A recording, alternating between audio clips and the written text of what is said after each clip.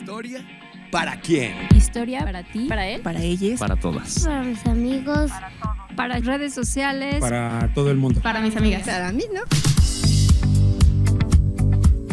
Historia para quién. El sentido actual de la historia. ¿Quién escribe? ¿A quiénes les habla? ¿A ti? ¿A mí? ¿A todas y todos? Una coproducción entre el Instituto Nacional de Estudios Históricos de las Revoluciones de México y Radio Educación.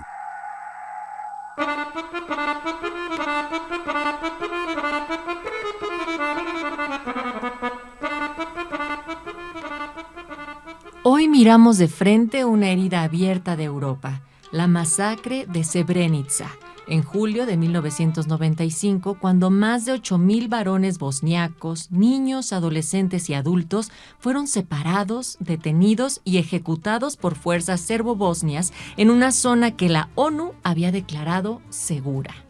No fue un arrebato súbito, sino el resultado de un proceso. Discursos de odio normalizados, una ciudad sitiada, una zona segura que no protegió, y miles de vidas arrebatadas por su pertenencia étnica y religiosa. Hoy, cuando la palabra genocidio vuelve a la discusión pública entre otros conflictos, necesitamos memoria, contexto y rigor. Tribunales internacionales calificaron estos hechos como genocidio y con ello marcaron un parteaguas sobre lo que el mundo prometió no tolerar nunca más. Hoy, 30 años después, nos acompaña María Fernanda Minero, internacionalista e investigadora del INERM, para pensar qué ocurrió, cómo respondió o falló la comunidad internacional y qué ecos resuenan en conflictos actuales.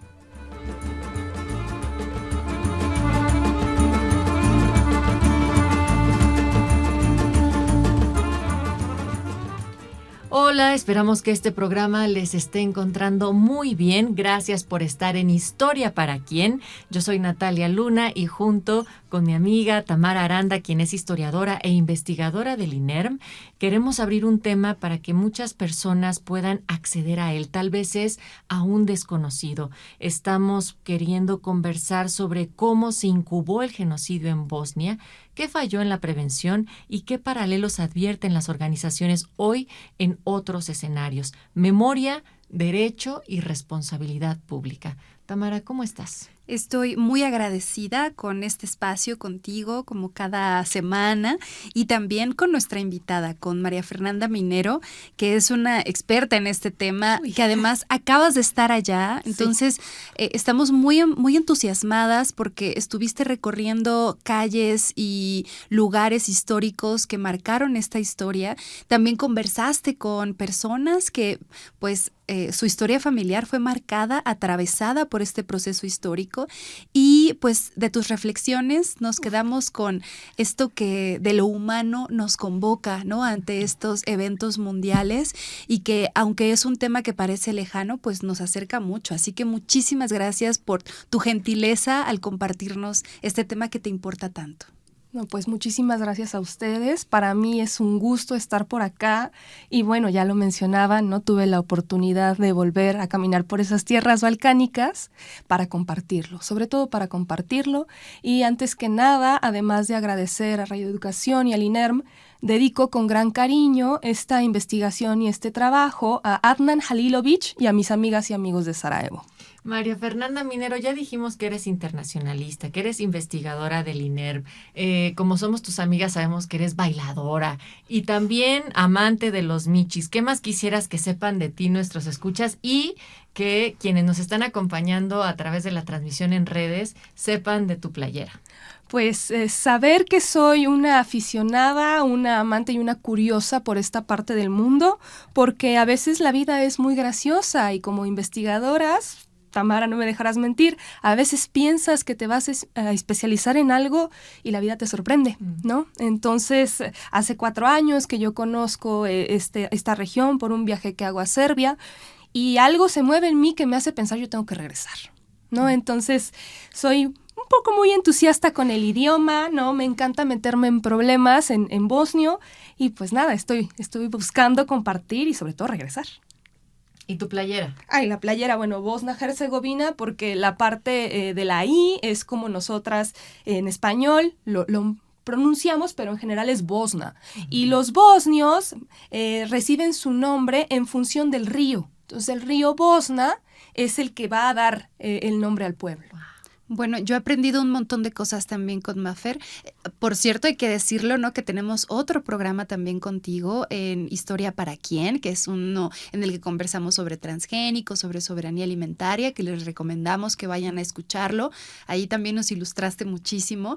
Y bueno, entre las muchas cosas que he aprendido contigo es que nada de lo que había pronunciado yo dando clases de Historia Universal lo estaba pronunciando correctamente, así que le pido una disculpa a mis alumnos y también a las y los nativos de aquella región de Europa del Este, porque siempre dije Bosnia y siempre dije Sarajevo y es Sarajevo. No, qué bueno que no escucharon cómo íbamos a arrancar este programa, porque no saben tremendo. Cuántas veces tuvimos que practicar Srebrenica, ¿no? Que también Sí, era otra de las es palabras. complicado. Pero bueno.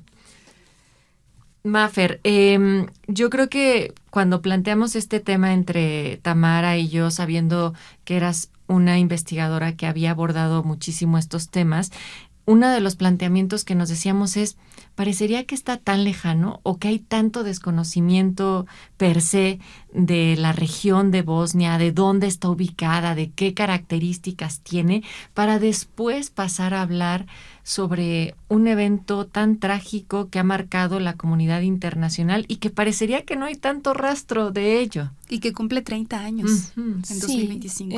Pensar Europa es muy necesario criticar en cómo lo hacemos. No se acaba en París, no se acaba en Londres, no llega hasta Moscú. ¿Qué pasa en Europa del Este? Esta es la parte más interesante, primero situarnos geográficamente. Porque no toda Europa es la misma Europa. O sea, No, y desde no toda ahí la vamos Europa usa euros, o sea, tenemos dinares serbios, tenemos los marcos bosnio-herzegovinos, tenemos una serie de países que están en esta región, que están cercanos a Turquía, que están también en la península balcánica, ¿no? Que está Grecia, que está el Mar Caspio, que está la influencia italiana. Vaya, es descentralizar lo que pensamos, grosso modo, que es Europa. Irnos más para allá, que además es hermoso porque sí existe una relación histórico-diplomática cultural de México y los países que actualmente forman la ex-Yugoslavia. Si uno va a Belgrado, si uno va a Zagreb, nos reciben bien y se acuerdan del cine mexicano, de la época de oro, de las telenovelas, de esta amistad increíble que tenían López Mateos y Josip Broz Tito de Yugoslavia, de quien ya estaremos hablando. Entonces no somos tan ajenas. Tú escribiste un artículo en la página web del INERM sobre precisamente estas relaciones que existen en el arte, la cultura a través del cine mexicano allá en Yugoslavia. Yo les recomiendo que lo vayan a leer, de verdad en la página es un artículo muy interesante que justo nos da luz de estas relaciones que tenemos con países o con regiones que parecieran muy lejanas y muy distintas y no es así. Así que vayan por favor a leer a María Fernanda Minero en la página. Muchas gracias. Bueno, entonces ubícanos en dónde se encuentra Bosnia, cuáles son algunas de las características centrales. Primero, la península balcánica, que son territorios desde el sur de Hungría hasta el mar Mediterráneo al sur y el mar Caspio al este. Y está cerca de Turquía, tiene otras grandes influencias como la de Rumania al noreste y que nos hace pensar en un gran crisol de culturas a través del tiempo. Aquí ya no solo destaca la raíz eslava, que es lo que une a todos los pueblos de la ex-Yugoslavia, sino también una presencia turco-otomana que lleva en sí misma una raíz muy fuerte del mundo musulmán. Uh-huh. Y bueno, únicamente para precisar que para hablar de la guerra de Bosnia y de su dolor, es necesario acercarnos desde el respeto, la empatía, tal vez por eso decimos que no estamos tan alejados, y la esperanza de ver los conflictos armados como algo enterrado por las arenas movedizas de la historia, ¿no? Yugoslavia y los ecos de la nostalgia socialista, en este caso, pasaron a ser superados por un episodio del que vamos a hablar que puso en entredicho los límites de lo humano, ¿no? El siglo XX, que inició en Bosnia con la Primera Guerra Mundial, cerró también en estas tierras, cuestionando fuertemente, fíjense lo interesante de los paralelismos y del tiempo, los avances internacionales que se habían tenido en ese momento en torno a la paz y la cooperación, que en ese punto parecieron ser sólidos desvaneciéndose en el aire. ¿Por qué? Porque el asedio se volvió la cotidianeidad y el dolor se volvió un estado en la que se era ser humano. Qué fuerte y qué fuerte pensar en esta región tan diversa donde justo empieza la Primera Guerra Mundial. Pues no podemos olvidar, ¿no?, ese episodio que marcó al mundo por completo, que fue el asesinato del archiduque Francisco Fernando y que tuvo que ver con un momento histórico de también intervención, ¿no? Esta es una región que históricamente había sido pues controlada por dos grandes imperios que fueron el Imperio Turco Otomano y el Imperio Austrohúngaro. Entonces, aquí hablamos de la imposición de dos entes extranjeros sobre una región muy pequeñita y muy diversa lingüísticamente, culturalmente, con una influencia además de religiones muy grande. O sea, tenemos, como bien decías, ¿no?, la influencia musulmana que viene de esta parte más oriental y luego la influencia católica y el mundo ortodoxo también. O sea, hay una pluralidad aquí.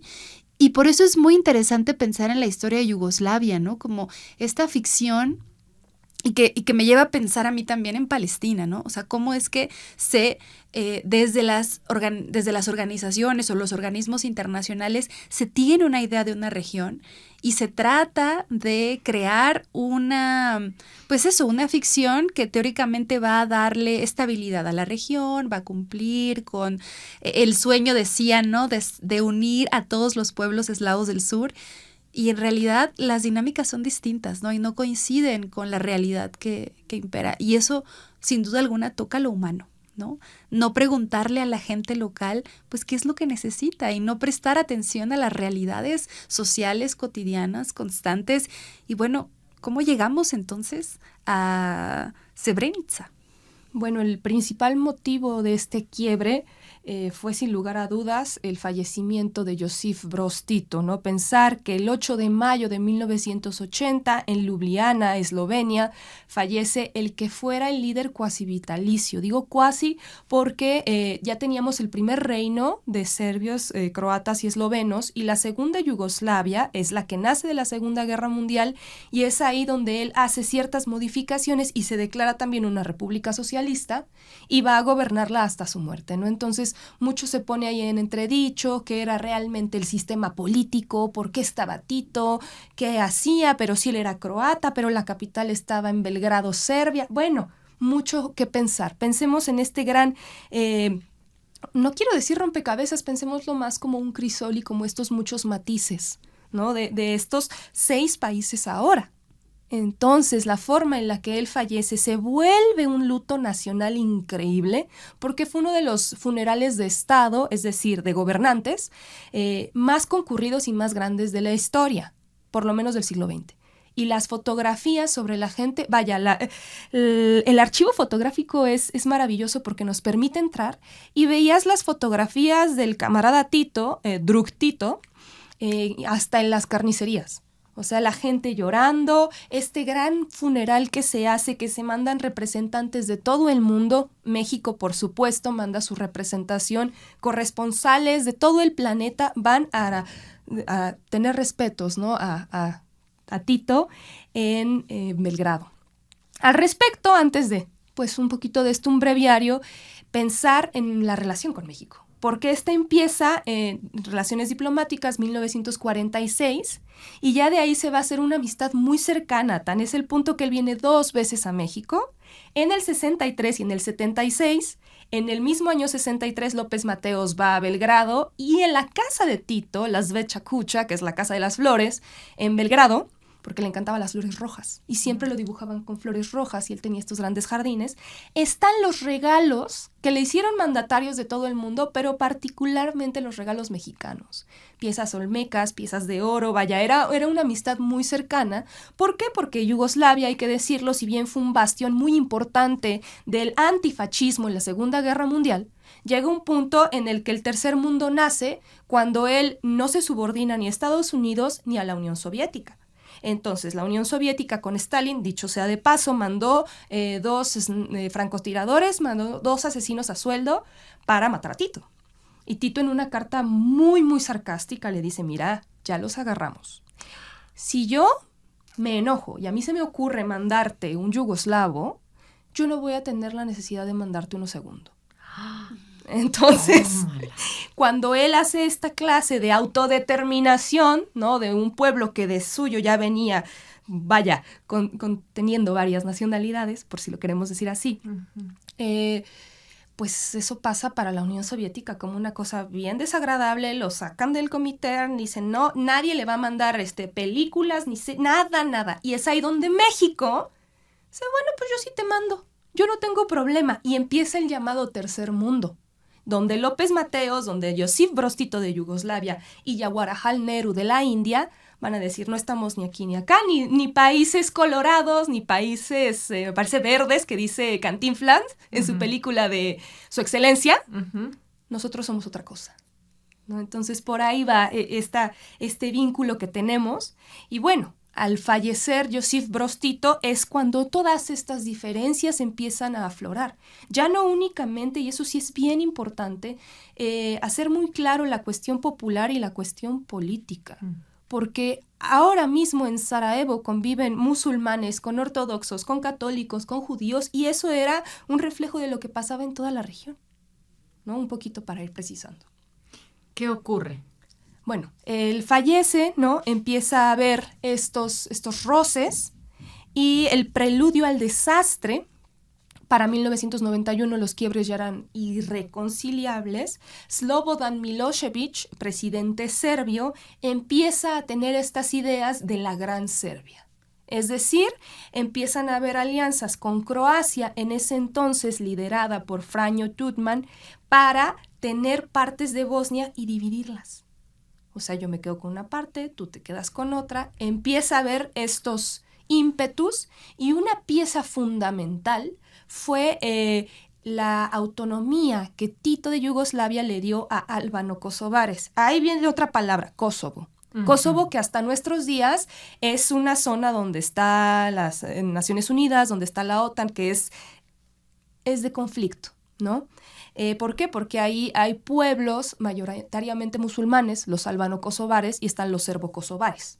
Entonces, se le quita la autonomía, Slobodan Milošević empieza a denotar que esto no iba con su proyecto, y en el aniversario número 600 de la batalla de Kosovo Polje, él llega y da un mensaje claro de que la autonomía de Kosovo no puede ser.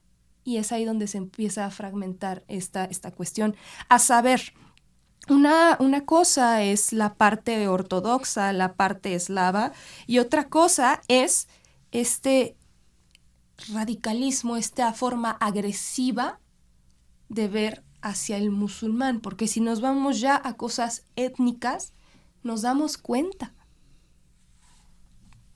que son pueblos hermanos, que no son distintos. Por eso, desde que abrimos este espacio, hablamos sobre cómo este genocidio no fue un arrebato súbito, sino que fue el resultado de un proceso de discursos de odio normalizados, una ciudad sitiada y una zona segura que no protegió. Hoy en Historia para Quién estamos platicando con María Fernanda Minero. Ella es investigadora del INERM, internacionalista, y queremos agradecerles muchísimo que nos estén escuchando, si lo están haciendo completamente en directo, aquí a través de Radio Educación en el 96.5 de FM, aunque también recuerden que andamos en las redes, estamos en transmisiones en YouTube, en Facebook, también en X, ahí pueden ver el videíto y la playera de Maffer, y también pueden repetir y escucharnos en otros espacios como vía Spotify, nos encuentran como Historia para Quién. Si nos quieren dejar un mensajito, está el WhatsApp, estamos en el 55 12 33 29 15, y Tamara, hemos preparado una breve cápsula que da contexto precisamente a esta historia que les estamos compartiendo el día de hoy, así es que vamos a escuchar y volvemos.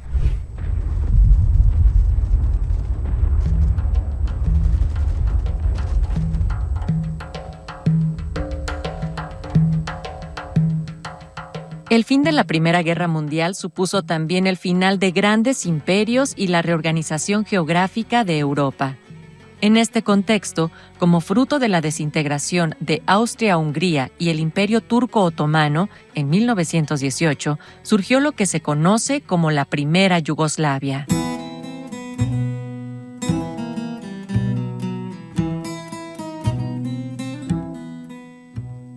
Se trató de un proyecto territorial que buscaba la integración de pueblos unidos en torno a una identidad cultural común.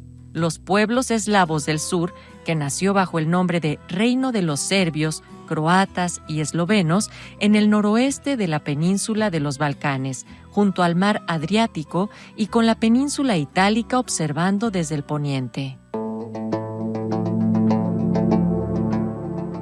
Pero este sueño de unidad resultó ser, en realidad, una creación artificial de las grandes potencias ganadoras de la Gran Guerra. En aquel territorio coexistían pueblos marcados por su historia, con las huellas de enfrentamientos pasados y claras diferencias religiosas.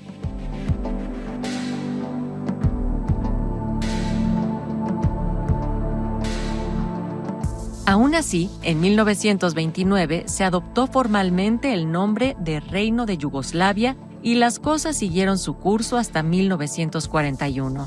Cuando la Segunda Guerra Mundial alcanzó a la región y las potencias del eje invadieron los Balcanes.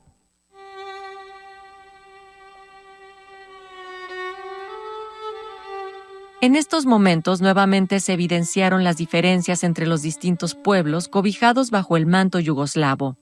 Las antiguas disputas nacionalistas resurgieron para apoyar a uno u otro frente, hasta que las potencias ganadoras de la guerra dieron la mano a la facción que les favoreció, los partisanos de Josip Broz Tito.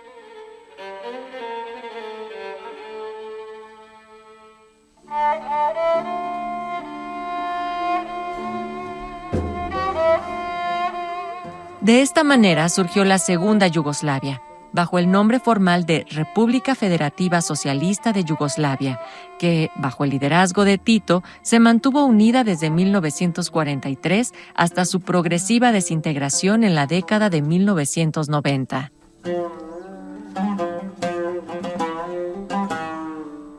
Época en la que la Guerra Fría llegó a su fin y también la contención a los nacionalismos, las diferencias étnicas y los conflictos religiosos, que desencadenaron en uno de los episodios más dolorosos de la historia reciente del mundo, el genocidio bosnio.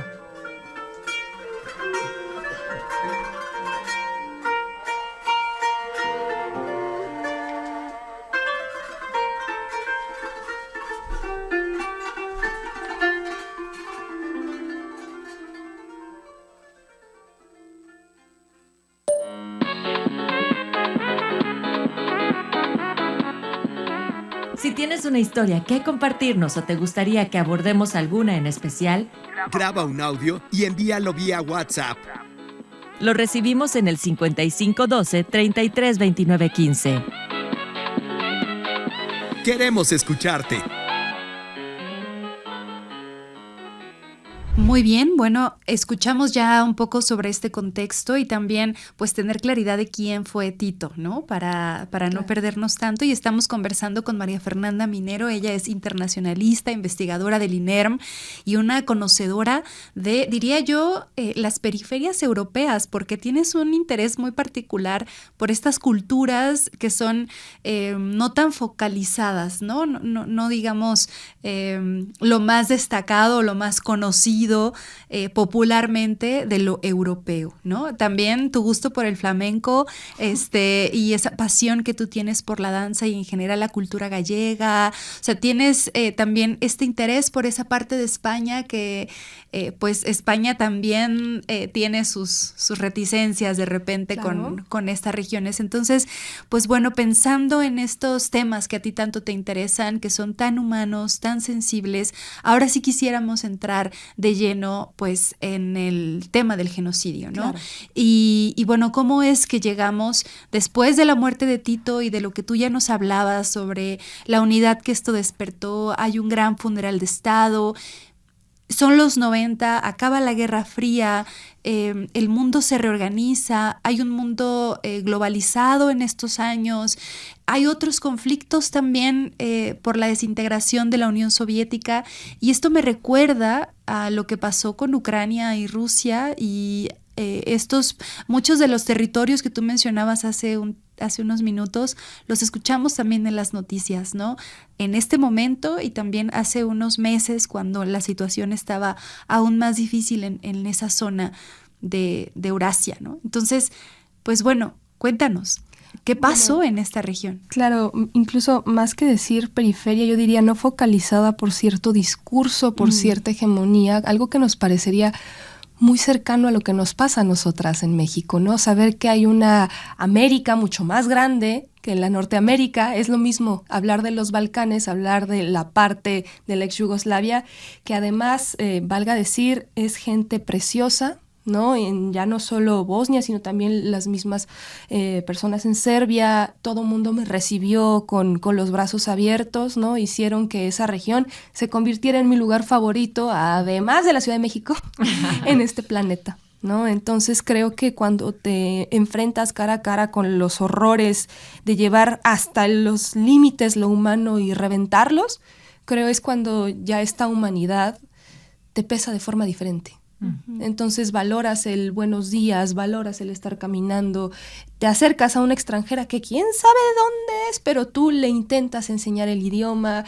Vaya, esta forma en la que te abraza es increíble, ¿no? Pero volvamos a estos viajes en el tiempo que se hacen mucho en los estudios de historia. Para 1991 ya veníamos viendo este gran caos. Para esto, Eslovenia había desertado ya de Yugoslavia de una forma de referéndum. Viene estos pactos secretos que ya les comentaba entre Slobodan Milošević por parte de Serbia y Franjo Tuđman en Croacia sobre Bosnia, ¿no? Y lo que tenemos en Bosnia es un referéndum, el cual fue una propuesta muy apoyada por la sociedad internacional del momento. Entonces, el del 29 de febrero al 1 de marzo de 1992 se hace este referéndum, y donde se decía: usted vota por una Bosnia y Herzegovina soberana e independiente, un estado de igualdad entre ciudadanos y poblaciones de estas tierras, musulmanes, serbios, croatas y otros grupos que viven en ella. El voto fue un abrumador sí.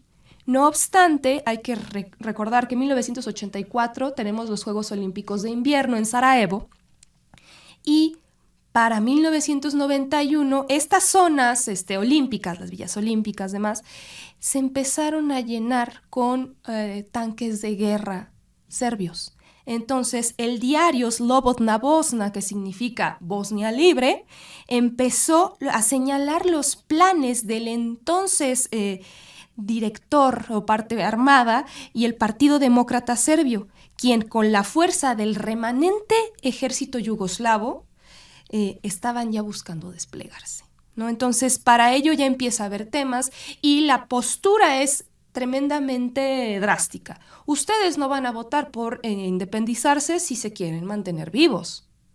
No obstante, el pueblo bosnio dijo no, el referéndum va, y se estableció lo que conocemos como la República Srpska. Ahí viene otra parte del diccionario. La República Srpska es un enclave donde vive una población serbia dentro de Bosnia. Entonces, mucho se replegó ahí. Esta República Srpska tenía a su cargo la división armada de Ratko Mladić, persona, dicho sea de paso, que fue condenado a cadena perpetua por el Tribunal Penal Internacional de La Haya en torno a estos crímenes cometidos de la ex Yugoslavia. Entonces, cuando entramos en ello, ya tenemos el referéndum, tenemos en 1991, irónicamente, una serie de conciertos entre las cuales destaca el Yugotel, que era en torno a la paz mundial, ¿no? Entonces, vaya, la historia nos juega muy feo de vez en cuando. Y se empiezan a dar las primeras señales del asedio, ya no solo en Srebrenica, sino en Sarajevo, que es la capital. y la capital, empieza a ser asediada por los snipers o los francotiradores serbios, que bajo órdenes de no dejar que se independizara Bosnia y Herzegovina, tal y como el voto popular lo había dado en el referéndum del 92, pues empiezan a asediarlos. Entonces empieza una temporada de 4 años de horrores, de una ciudad que se mantuvo a pie por lo mismo que ya venía diciendo Tamara, estos grandes imperios que tienen estos pueblos en una zona muy pequeña y con una población menor, pero que se mantienen a pie. Lo mismo hace Sarajevo. 4 años que después nos sitúan en del 11 al 22 de julio de 1995, Mafer, donde hay una separación de hombres y niños, también adultos mayores, ejecuciones, fosas comunes. ¿Qué pasó ahí? ¿Cómo se desencadenan estos días? ¿Cuál es un poco la crónica que le sucede? Para empezar, hubo una gran confluencia de la media internacional. Sí estuvieron tanto el Washington Post como corresponsales franceses, británicos, hubo también su parte en español, estuvieron presentes cuando llegaron las fuerzas serbias a tomar lo que pudieran de Sarajevo. Lo mismo pasa con Srebrenica. Es muy interesante ver cómo se sitúan en las montañas y empiezan a tomar las ciudades y empiezan justamente a buscar acabar con todo, ¿no? Y yo decía, ¿por qué? ¿Cómo tratar este tema? ¿Cuál es el punto, la línea delgada entre el amarillismo, entre el victimismo y entre la verdad, ¿no? Y entre por qué sí hablar. Y es que incluso cuando yo te platico esta parte de los hechos, porque mucho hay en el Museo de Historia de Bosnia, están todos los artefactos que la gente hizo para sobrevivir. Te encontrabas cómo hacían una estufa, cómo hacían un jabón, recetarios de la guerra, comían lo que podían, claro. Y yo decía, ¿por qué? ¿Cómo voy a hablar yo de esto si ni siquiera soy bosnia, si soy mexicana, si apenas entiendo el idioma?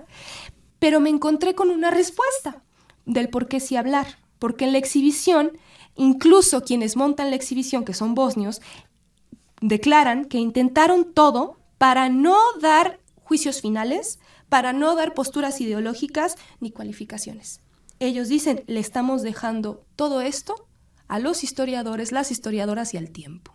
Entonces, ahora que hacemos este ejercicio, podemos ver cómo es la importancia de acercarnos con mucho respeto al dolor ajeno, porque si le escarbamos, nos damos cuenta que aquí hay heridas abiertas y que nos siguen doliendo mientras nosotras estamos hablando.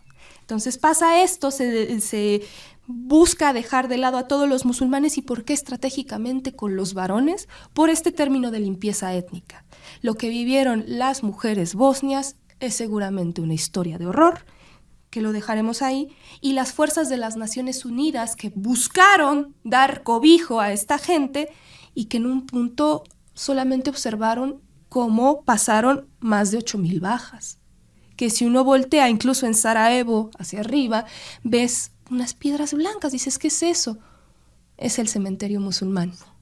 Srebrenica está plagado de ello, ¿no? Y que al final del día la parte de la memoria histórica está en los museos, está en el ayuntamiento de Sarajevo, está en la gente que se sienta a tomar un café y que no tiene tema en contarte hasta donde tú quieras escuchar, ¿no? Porque el corazón se te rompe.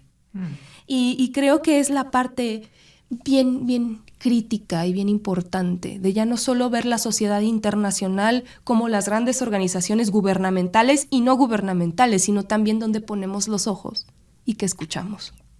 Y por eso lo decías hace unos momentos, Tamara, cómo resuena este programa con el anterior que les compartimos sobre Palestina con respecto a la importancia del cómo se resguarda la historia, cómo en momentos tan críticos también esta historia está dispuesta para las personas que se dedicarán a contarla, a investigarla y a dejárselo al tiempo que haga su propia justicia. Y también que estas sean lecciones para el presente, ¿no? O sea, pensamos en lecciones para el futuro, ¿no? Cuando hablamos de historia y esto, y pensar en una región en la que se vivieron las 2 grandes guerras mundiales de una forma coyuntural, ¿no?, que se vieron atravesadas por las grandes decisiones también de los organismos internacionales, pues es también pensar en cómo no podemos aprender del pasado para lo que estamos viviendo en el presente, ¿no? O sea, ni siquiera es atrevernos a mirar al futuro, que es siempre incierto, ¿no? Es pensar en, bueno, este genocidio tuvo que ver con pues como todo genocidio, que tiene un énfasis en hacer una limpieza étnica, ¿no? Hay un interés de erradicar a un pueblo entero por una razón, pues racista, entre otras muchas, ¿no? Pero caray, o sea, se estaba viendo, esta zona del mundo vivió los estragos de la Segunda Guerra Mundial, se conocía lo que ocurrió en el Holocausto, seguramente muchas de las personas que sobrevivieron al Holocausto vivieron después este proceso, y entonces, pues, a ver, ¿qué lecciones ha aprendido el mundo, ¿no? ¿Qué lecciones ha aprendido la comunidad internacional de no repetir estos momentos históricos que en el presente estamos viviendo? Estamos hablando en este momento de un evento de los años 90. 30 años después, el mundo nuevamente está viendo un genocidio frente a en sus teléfonos celulares. Y un genocidio transmitido en directo. Sí. Que hemos estado presenciando por mínimo 730 días. Cuando estamos grabando este programa, se acaba de conmemorar los 2 años en el que el genocidio está ocurriendo en la Franja de Gaza. Muchas cosas están ocurriendo, por supuesto, no hay paz todavía. No podemos hablar de eso cuando el 90% del territorio, de las viviendas, han quedado en ruinas, y nos vuelve a recordar cuando hemos situado que no son conflictos religiosos, son políticos, son territoriales, son en estas limpiezas étnicas. Factores. Vamos a volver, porque para nosotros es muy importante escuchar qué conocen ustedes de esta región, y también regresaremos a aclarar por qué se declara en Srebrenica legalmente un genocidio.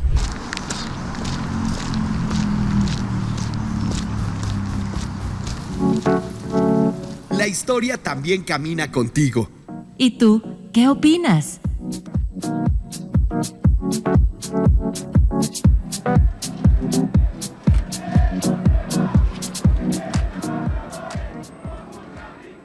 Yo la verdad no sé nada de Bosnia. Yo he escuchado mucho el nombre por cuestiones de que luego me gusta estudiar geografía. Sin embargo, su historia no desconozco. Igual, creo que por la examen de la UNAM estudiamos como todos los países que salieron de la URSS y por aledaños, pero de historia, Bosnia nada. Pues yo seguramente sí lo he escuchado, porque como que lo tengo relacionado con Rusia, no sé por qué. O sea, sí, como que me dicen Bosnia y lo relaciono con Rusia. A lo mejor es porque suenan parecidos o algo así, ¿sabes? Supongo que es de Europa, nada más, por el nombre. Pues suena como de Europa del Este, por ahí. Bueno, lo conozco porque soy fan del fútbol y personajes bosnios. Sé que es un lugar frío y pues nomás. No, de Bosnia no, pero es fácil darse cuenta de que hay un patrón, ¿no? Hay muchos países pequeños de los que nos vamos enterando, por ejemplo Sudán, el Congo, que igual están enfrentando conflictos muy grandes que pueden parecer pequeños si no se habla de ellos. Sí había escuchado, pues porque debido a que a mí me encanta todo lo de la historia, las cosas de geografía básicamente, pero pues es muy triste que como humanos tengamos este sentimiento de cometer actos inhumanos que son una monstruosidad para las personas. Pues realmente sobre Bosnia no sé. Pues yo en general yo creo que las guerras han estado presentes en cualquier época de la historia. Simplemente han habido razones diferentes. Desde cualquier punto de vista te vas a dar cuenta de que al final todo llega a lo mismo. Esa necesidad de poseer. Es enterarte de que al otro lado del mundo o cosas así, están viviendo una realidad muy distinta a la tuya, y creo que es importante ser empáticos. No tenemos tanta información como nos gustaría y solo podemos basarnos en la poquita información que se nos da, y siento que eso también nos impide como hacer cosas por los demás, ¿no? Pues justamente falta difusión. Siento que el problema es que ya esos temas con el tiempo se pierden y no se vuelven a mencionar, y pues tal vez pase lo mismo con lo de Gaza. Pero pues siento que es un tema que nos debería de preocupar a todos, más que nada por las consecuencias que lleguen a tener actos no solamente entre estos países, sino entre los demás que se quieran meter. Porque genocidio es matanza a gran escala de un grupo o sector en específico, sea por nacionalidad, ideología, sexo. O sea, es un genocidio. Un asesinato de masas. Cuando matan a muchas personas, por ejemplo, lo de Ruanda, me parece que fue un genocidio que muere mucha parte de la población. O sea, matar a un grupo de gente extremadamente grande y amplio. Es a partir de su ideología, posición política, racial, entre otras cosas. Tu voz hace historia.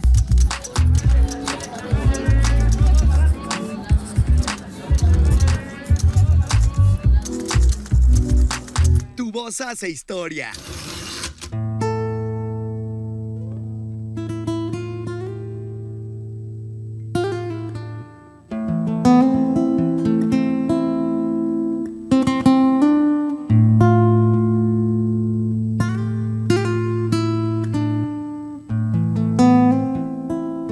Estamos en Historia para Quién, conmemorando los 30 años del genocidio en Bosnia.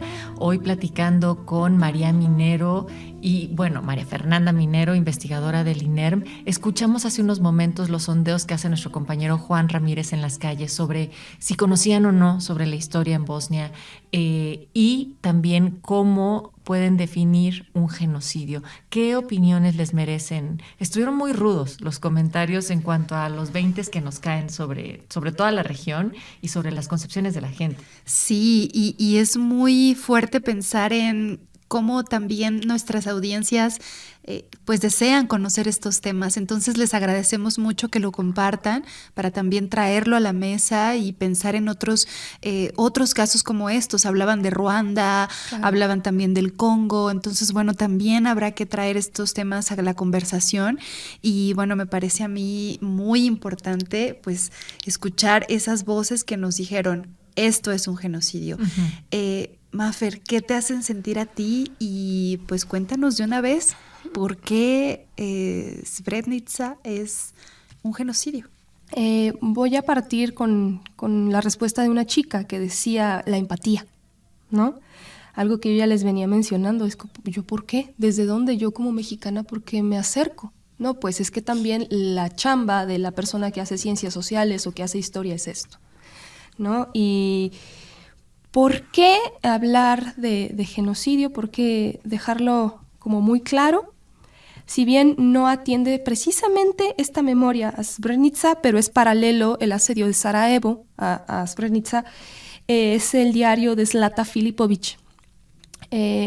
Una infancia que soñaba con comida y retrataba las balas con colores, que tenía un diario llamado Mimi, donde llevaba registro, imagínense, de lo que era el día a día. Y esto en esta parte de la empatía, ¿no? De cómo no son las condiciones, ni el tiempo, ni la situación geopolítica, pero hay muchas infancias en México a las que les podríamos preguntar cosas así y que nos quedaríamos, reitero, con el corazón bien roto, ¿no? La situación en este pueblo, en esta región, fue el motivo, la limpieza étnica, el dejar que no existiera la forma en la que existiesen más musulmanes en Bosnia, cuando al final del día, vaya, serbobosnios, bosnios, tienen una raíz común. ¿Y por qué hablar de genocidio más que de números? Porque a veces los números no nos dicen nada si no los hacemos hablar.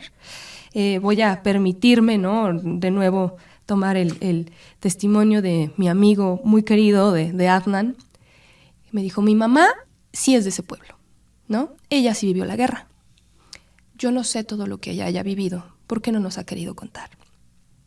Pero al día de hoy, mi amigo no sabe dónde está, no tiene una tumba de su abuelo, de su papá, de su tío, ¿no? De sus familiares, que son varones. Uh-huh. Y digo, esta no es mi historia, no son mis hombres ni mis mujeres, no es mi pueblo. Pero la forma en la que me lo cuentan y la forma en la que lo humano nos llega al rostro, a la vida, es lo que nos hace darnos cuenta de esto.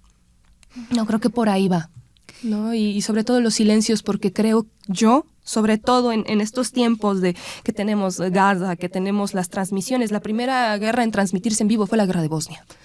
Yo creo que muchas veces el silencio es mucho más poderoso que todo el ruido, ¿no? Entonces lo que esta gente calla con mucho respeto y mucha empatía, ¿no? Y también porque esto fue una penosa lección para las Naciones Unidas. Por eso hablamos legalmente, tomando en cuenta que el derecho internacional.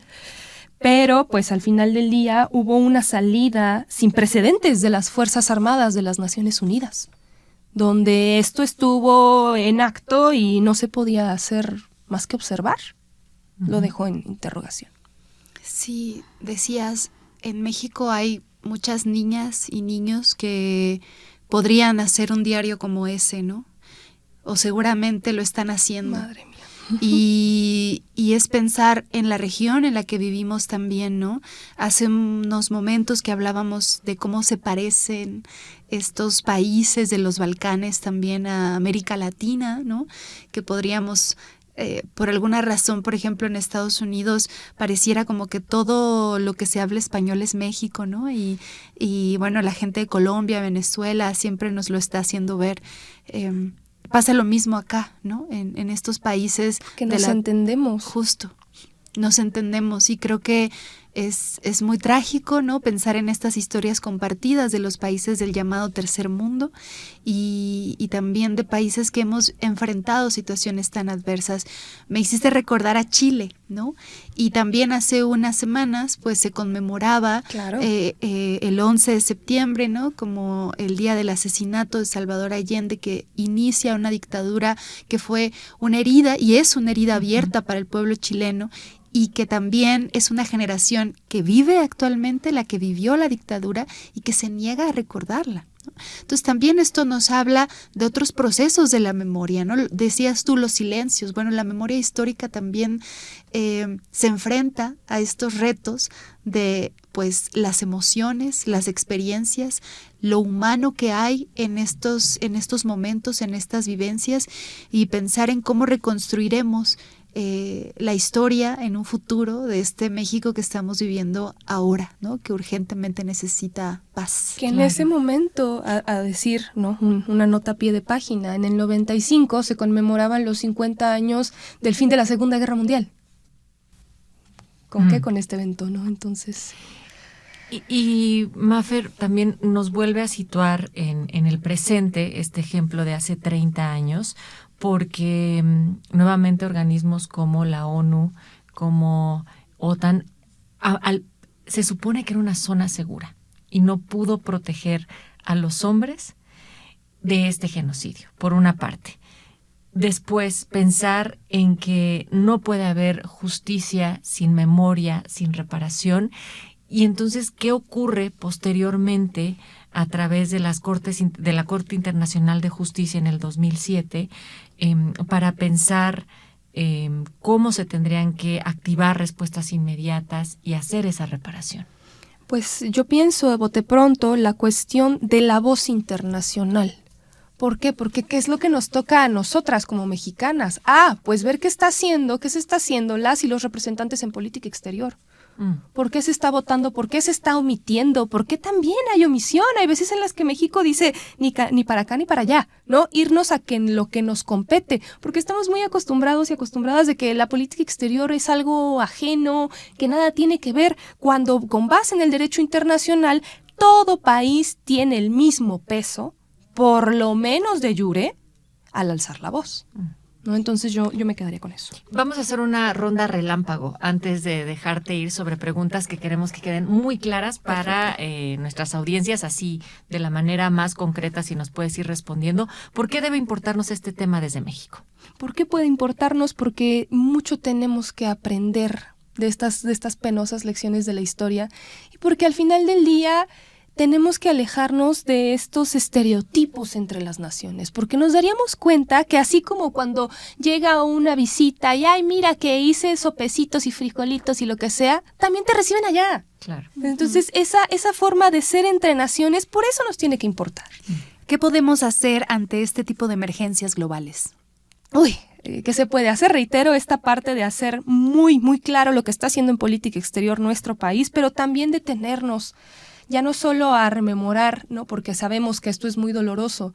Algo que no se detuvo en Sarajevo fue el arte. La gente seguía teniendo obras de teatro, seguían escribiendo libros, seguían componiendo canciones. Está esta foto increíble de un violonchelista en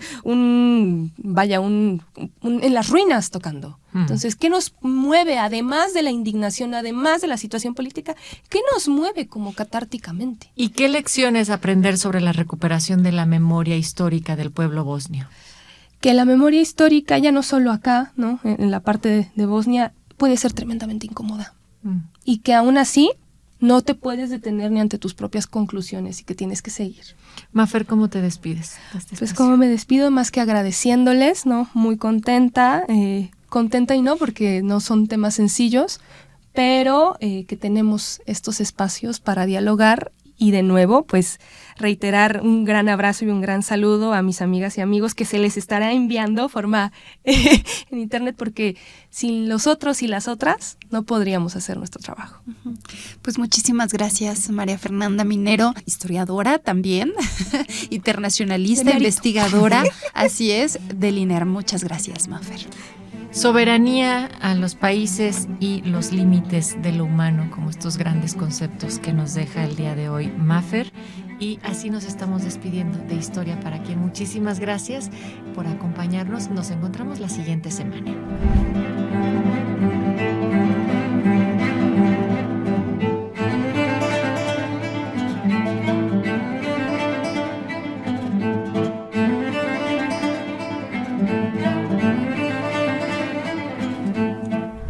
Participamos en este programa por Radio Educación en la operación Guillermo Lagarda, Juan Ramírez, Alma Lilia Martínez, por el INERM, Jimena Salgado y Tamara Aranda. Soy Natalia Luna y en la producción está Mario Ledesma.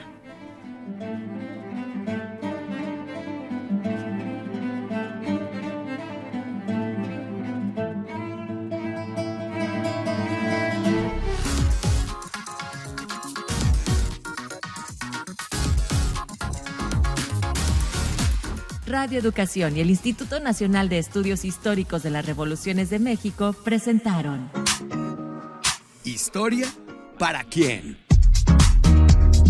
El sentido actual de la historia.